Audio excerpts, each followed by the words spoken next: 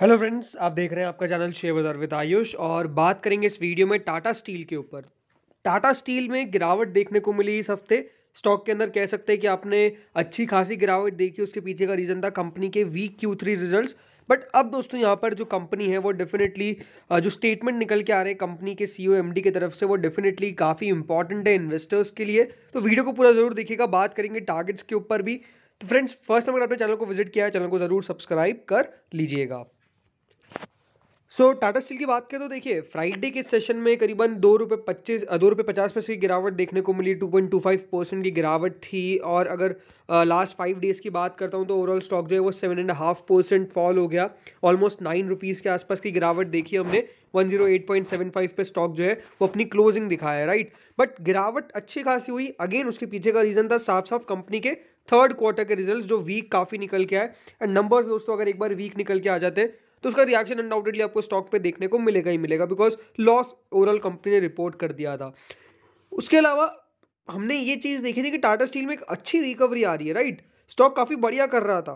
मतलब अगर आप लास्ट 6 मंथ्स का चार्ट देखेंगे तो आप साफ साफ क्या देखते हैं कि स्टॉक के अंदर जो मूव आया था वो ओवरऑल ऊपर जा रहा था। बट जैसे नंबर्स निकल के आए स्टॉक देखिए यहाँ पे वापस से डिप कर गया। गिरावट के कारण स्टॉक जो है वो नीचे आ गया। तो नंबर्स का रिएक्शन अभी मुझे लगता है कि स्टॉक पे ओवरऑल आ चुका है। ये था, थोड़े से अनएक्सपेक्टेड रिजल्ट्स थे इसलिए मार्केट ने थोड़ा सा खराब रिएक्शन दिया। अब देखिए कंपनी के MD साहब क्या कह रहे हैं वो हम समझते हैं। सो फ्रेंड देखिए क्या कहा गया है। Tata steel may not have to debt to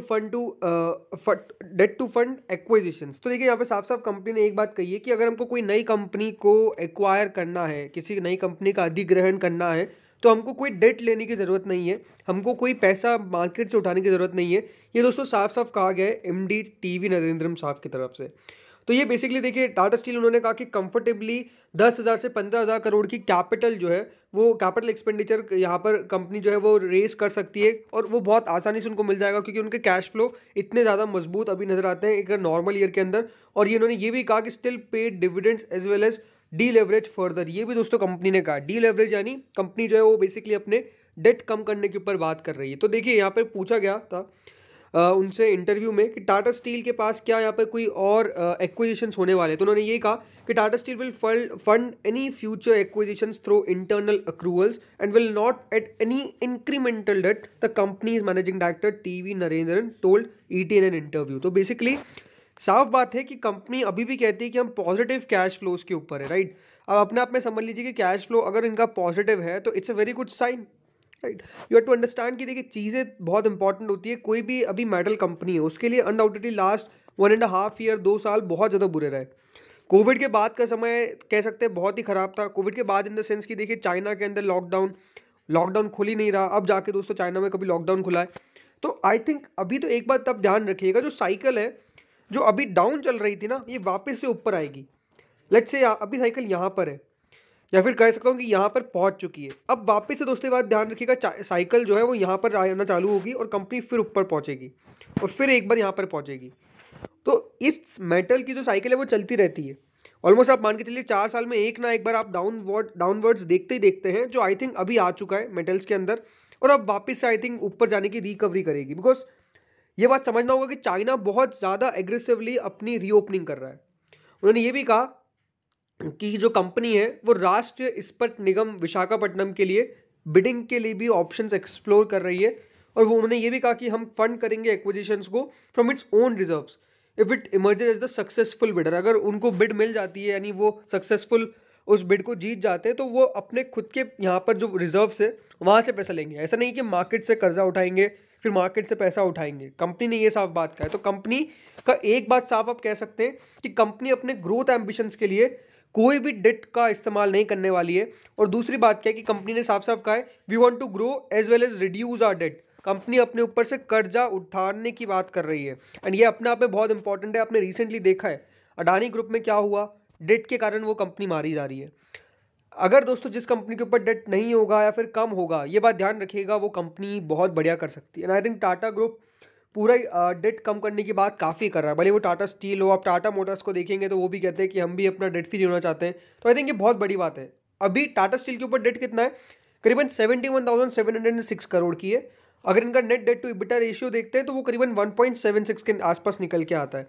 but overall company के ऊपर जो 70,000 के आसपास की डेट है वो कम करने का कंपनी सोच रही है। कंपनी ने यही कहा है कि हम जो इस रेशियो को 2 के नीचे रखने की कोशिश करेंगे। ये बात ध्यान रखिएगा, हर EBITDA हर रेशियो का बेसिकली अपना एक रेशियो होता है जो सबसे इंपॉर्टेंट होता है कि हाँ इसके नीचे रहना चाहिए। जैसे कि इसमें कंपनी ने कहा कि हम अपना नेट डेट टू EBITDA जो है वो बेसिकली अपना कह सकते हैं कि रखेंगे 2 से नीचे। तो आई थिंक एक आइडियल रेशियो बेसिकली यही होता है कि जो कंपनी अपना नेट डेट टू EBITDA 2 से नीचे रखेगी तो वो एक आइडियल रेशियो होता है। तो आई थिंक अगर कंपनी कहती है कि हम 2 से नीचे रखेंगे और अभी करेंटली 1.76 है, तो ये कंपनी अगर इसको सक्सेसफुल करने में कामयाब रहती है ना तो बहुत ज़्यादा बढ़िया है। ये बात आप ध्यान रखिएगा। अब दोस्तों ये समझिए कि कंपनी का जो ये नीलांचल इस्पात है इनके पास जो अभी पड़ा हुआ है, एक तो अभी कंपनी कह रही है कि हम उस बिडिंग करने वाले एक और राष्ट्रीय इस्पात लिमिट के इस्पात निगम के अंदर। बट इंपॉर्टेंट क्या है कि कंपनी के पास जो ऑलरेडी है ये, जिन्होंने अभी याद रखिएगा 2022 के करीबन ही कंपनी ने इसको एक्वायर किया था, राइट। तो 2022 के अंदर जब इसको एक्वायर किया था तो अब कंपनी क्या कह रही है कि हम करीबन 1 मिलियन टन तक इसको रैंप अप करेंगे, बढ़ा देंगे कैपेसिटी इसकी टिल FY24, या फिर कहूँ FY24 तक इनकी जो इसकी कैपेसिटी है इसकी करीबन 1 मिलियन टन तक पहुंच जाएगी। कैपिटल एक्सपेंडिचर 3632 करोड़ का कंपनी ने ऑलरेडी इसके ऊपर स्पेंड करा था Q3 FY23 में, और कंपनी अभी 3000 करोड़ और रुपए खर्च करने वाली है Q4 के अंदर नीलांचल इस्पात के अंदर, राइट। तो अगर ये हो जाता है, ये जो कंपनी कह रही है और आई थिंक जो कंपनी के प्लान्स के अकॉर्डिंग चीज़ें जाती है तो वो बहुत बढ़िया होगा। सब्सिक्वेंट ईयर्स में जैसे FY25-26 में कंपनी ने ये भी कहा है कि कंपनी जो है वो कंप्लीट करेगी एक्सपांशन ऑफ फेज सेकंड ऑफ कालिंग गनागढ़ जो भी है, देखिए यूनिट जो करीबन 5 MTPA सेटअप करेगी 0.75 मिलियन टन का इलेक्ट्रिक आर्क फर्नेस, जो पहले भी यहाँ पे कंपनी ने बताया था। बट ओवरऑल अगर यहाँ पे जो कंपनी ने एक्वायर किया है 12,000 करोड़ के अंदर ये नीलांचल इस्पात NINL, सो आई थिंक अगर इस प्रकार की चीज़ें कंपनी पूरे तरीके से अब ऑपरेट करना चालू कर देगी, बिकॉज 12,000 करोड़ रुपये में जो ये खर्च किया गया था और जो इसको लिया गया था, आई थिंक अब कंपनी इसके ऊपर जो काम करेगी वो अनडाउटेडली काफ़ी बढ़िया रहने वाला है। वाइल अगर मैं टारगेट्स की बात करता हूं तो देखिए मोतीलाल ओसवाल की तरफ से टारगेट आया है ऑफ ₹115, 115 रुपये का टारगेट जो है वो यहाँ पर दिया गया है। बट रेटिंग को न्यूट्रल कर दिया गया है। ये बात भी इंपॉर्टेंट है कि मोतीलाल ओसवाल ने न्यूट्रल रेटिंग कर दी है टाटा स्टील की, फिर टारगेट ऑफ ₹115। अब दोस्तों स्टॉक को टेक्निकली समझते हैं। टाटा स्टील को अगर आप डेली चार्ट पे देखेंगे तो एक बात आप साफ साफ समझेंगे कि स्टॉक ने अपना करीबन एक लो लगाया था इसके आसपास, उसके बाद स्टॉक ने वन वे रैली दिखाई ऊपर में, उसके बाद वापस से देखिए स्टॉक जो है वो इस रेजिस्टेंस के आसपास रुका, लेकिन बीच में अब इस रेजिस्टेंस को तोड़ा, एक ब्रेकआउट सा स्टॉक में आया, बट वापस से वो ब्रेकआउट सस्टेन नहीं किया, गिरावट हुई। वापस से स्टॉक ने रीट्रेड्स किया उस लेवल के आसपास और इस बार ब्रेकआउट कंफर्म होकर स्टॉक ने क्रॉस किया ब्रेकआउट और ऊपर चला गया। अब एग्जैक्टली हो क्या रहा है ना, ये बात समझिएगा कि जो ये वाला पहले रेजिस्टेंस था, एक बार कोशिश हुई तोड़ने की, वो नहीं टूटा। दूसरी बार इधर कोशिश करी तोड़ने की, इधर भी नहीं टूटा एग्जैक्टली। तीसरी बार इधर करी, इधर भी नहीं टूटा।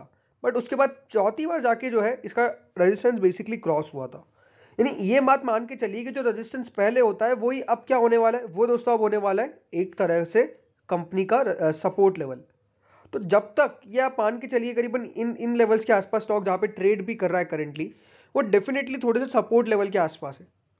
मतलब स्टॉक ने काफ़ी समय इधर बिताया था, तो आई थिंक अगर इन लेवल्स के आसपास स्टॉक टिका रहता है, और आई थिंक यहाँ पर तेज़ी जो है वो अगर आप नोटिस कर रहे हैं कि इन लेवल से गिरना जो चालू हुआ 120-22 के आसपास से, वापस से स्टॉक थोड़ा सा नीचे आया और रिजल्ट का थोड़ा सा इस पर आपको असर पड़ता हुआ नजर आया। बिकॉज लगातार यहाँ पर रेड कैंडल जो फॉर्म हुई है, 1 2 3 4 5 6 red candle, 6 red candles already देखिए यहाँ पर बन चुकी है। तो आई थिंक अगर यहाँ से रिकवरी आती है तो या तो ये वाला सपोर्ट लेगा जो अनडाउटेडली फेवरेबल सपोर्ट बनता भी है, करीबन जो मिलता है 100 रुपये के आसपास 100 रुपये के लेवल के आसपास। बट अगर यहाँ से कोई गिरावट और होती है 100 रुपये के बाद, तो फिर कुछ बड़ा हो सकता है, मतलब बड़ी गिरावट हो सकती है। अदरवाइज चांसेस यही है कि यहाँ से स्टॉक को रिकवर करना चाहिए वापस से और ऊपर जाना चाहिए। तो देखते हैं क्या होता है। बट आई थिंक मुझे लगता है कि रिजल्ट का जितना असर पड़ना था ओवरऑल मोस्टली पड़ चुका है। तो टेक्निकली स्टॉक जो है वो ज़रूर अभी एक बियरिश जोन में ट्रेड कर रहा है, बट आई थिंक मूव जो है वो वापस से पॉजिटिवली करना चालू कर देगा। तो इस वीडियो में दोस्तों इतना ही था। होप सो वीडियो बढ़िया लगा होगा। Thank you friends for watching this video.